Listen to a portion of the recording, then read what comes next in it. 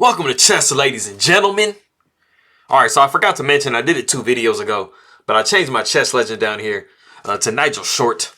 Some of you guys have most likely heard of him, but you know, he played for the World Championship against Garry Kasparov in 1993. So he's always pretty much been somebody I've known, you know, since I started playing chess for the most part. So, you know, he's a good one. He's a good one. He was you know, it's kind of one of them things where it's like, you know, he's like right there to be the world champion. So it's always interesting when you have like, you know, let's say like a Yasser Seirawan, or you have you know, a Viktor Korchnoi who's like hasn't been the world champion, but is like literally like right there as the, you know, the strongest or one of the strongest in, you know, a period of time. So unfortunately he never won it, but you know, maybe he's gonna come back and try to be in the world championships. You never know. But anyway, for all my people in the Philippines, mabuhay to you guys. Kamusta? Maraming salamat po sa nanonood ng aking mga video. Let me see. Masaya akong makinig muli. Appreciate you guys very much. Anybody who is coming from Russia, I'll say privyet to you. Kak dela. Spasibo for coming and taking a look at my video real quick. I do have the Wesley vs Nepomniachtchi game. So if you guys are ready to go, let's go ahead and take a look. We got D4, knight comes to F6. We got C4, E6, knight comes to F3. We got D5. So, I mean, anybody who watches my videos, you've seen this position like a million times. You know, some of you guys might even be D4 players now that you've been watching my videos. We got knight coming to C3, bishop to B4. So we have the queen's gambit decline, the Rogozin. So we just keep it the typical Rogozin. So we got pawn takes D5, pawn takes D5. Then we have bishop to G5.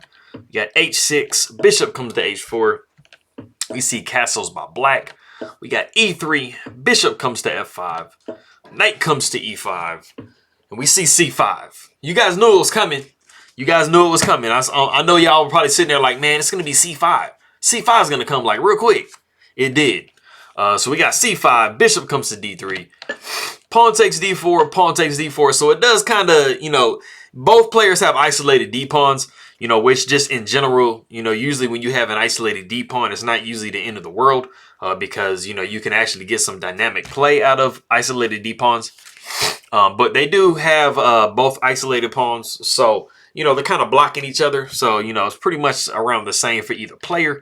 Bishop does take D3. We got queen taking D3. We see queen to D6. We got bishop taking F6. We got queen taking F6. We see castles. Bishop takes C3. And then we have queen takes C3.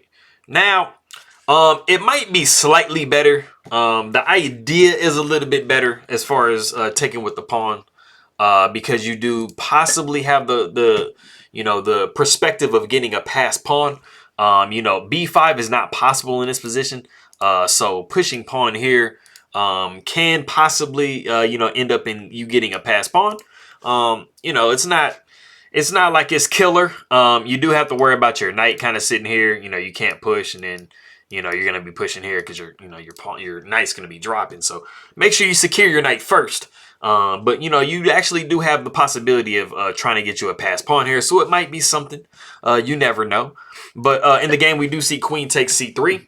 We got rook over to D8. And this is the novelty of the game. In 2019, we actually saw rook to E8. And I remember that was a Magnus Carlsen game. But we do see rook to D8. Both moves are logical. You know. So we see rook A to C1. We got knight down to C6. Pawn takes C6. Pawn takes C6. And, you know, it's not really a super lot. But, you know, we do kind of have this pawn freezing both of these pawns. So it's the typical pawn freeze you see. We see rook F to E1. We see rook over to E8. So it kind of makes you think like back all those moves ago. Maybe it just made more sense to just move rook to E8 instead of moving rook to D8 because you pretty much just took 2 tempos, you know, to get the rook here when you could have just used 1. So, I mean, maybe that was just kind of like a little bit of something. We do see B4. And so this is just like super cementing, you know, this structure over here. So we got rook A to D8. We see queen to C5. Trying to be sneaky, you know, trying to throw a little attack on this A7 pawn. So we do see rook to E4. And we got rook takes e4, pawn takes e4. We see rook to d1.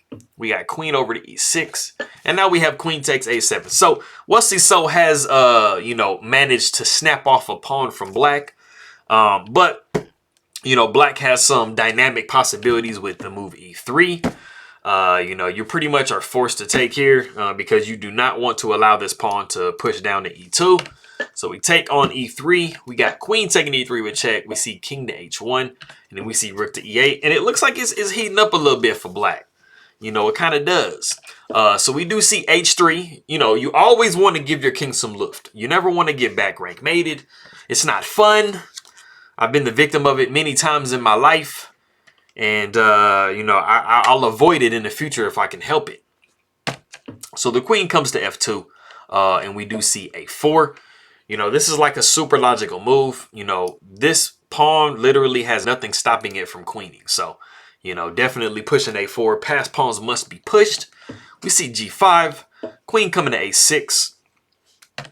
We got g4, queen to f1. You know, trying to trade some pieces. This is actually a very beneficial position for white if you do manage to trade pieces.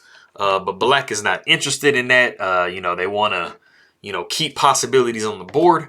So be careful about going into queen trades. We see a5. This is just yet another step getting towards a8. So it's getting pretty strong for white here. Rook comes to e3. And we have actually come to a point in the game that there is a very, very winning move in the position. So if you want to go ahead and pause the video and see if you can find the move, go ahead and do so.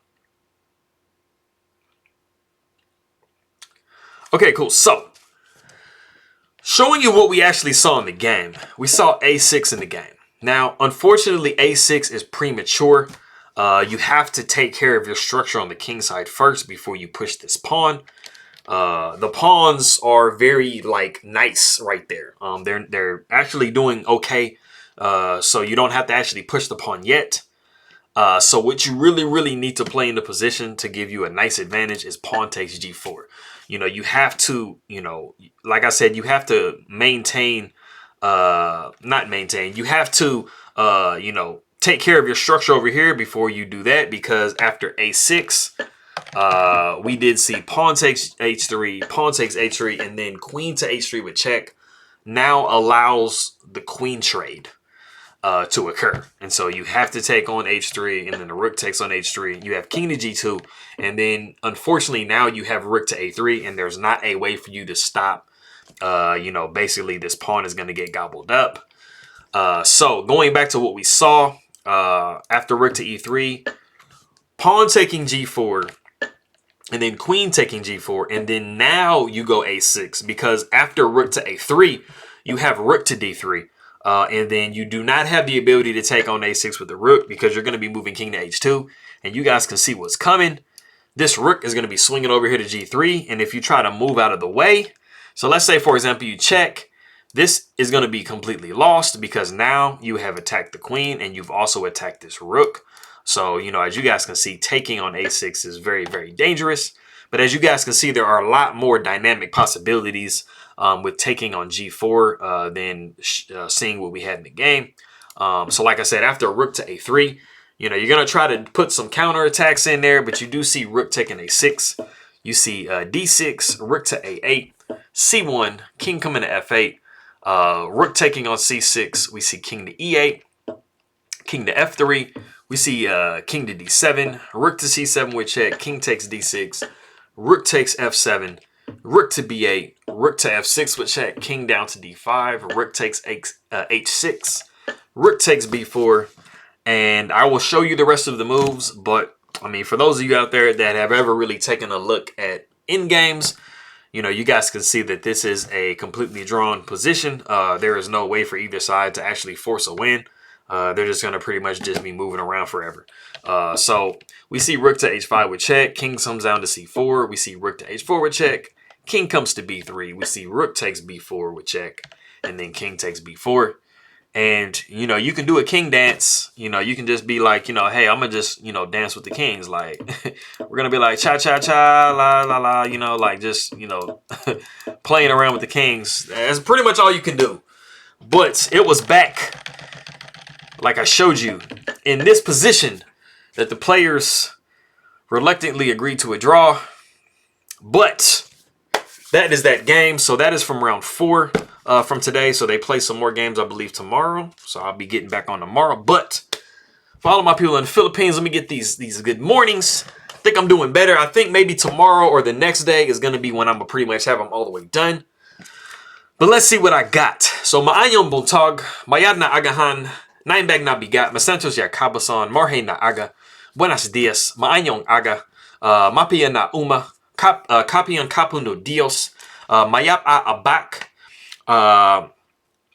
mayad na aga, kapia, mapia agay, mapia kapapita, and then I have my big abukla. What is the next one? I think it's is it Maraja na Buntak? Yes. And then Maraya Mainat. Then it was